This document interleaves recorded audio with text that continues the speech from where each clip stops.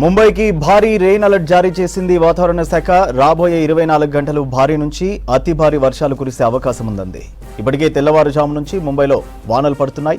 3 గంటల వ్యవధిలో 170 మిల్లీమీటర్ల వర్షపాతం నమోదైందని ఐఎండీ తెలిపింది. కుండపోత వానతో 27 విమానాలను దారి మళ్లించారు ఎయిర్పోర్ట్ అథారిటీ అధికారులు. ఆ విమానాలు హైదరాబాద్, అహ్మదాబాద్, ఇండోర్ సహా వివిధ ప్రాంతాల్లో ల్యాండ్ అయ్యాయి. ముంబైకి భారీ వర్షాల హెచ్చరికతో మహారాష్ట్ర ప్రభుత్వం అప్రమత్తమైంది.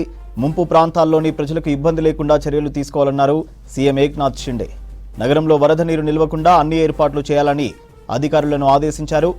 NDRF, BMC, state disaster management అప్రమత్తంగా ఉండాలన్నారు. ట్రాఫిక్ ఇబ్బందులు లేకుండా ముందస్తు చర్యలు చేపట్టాలన్నారు.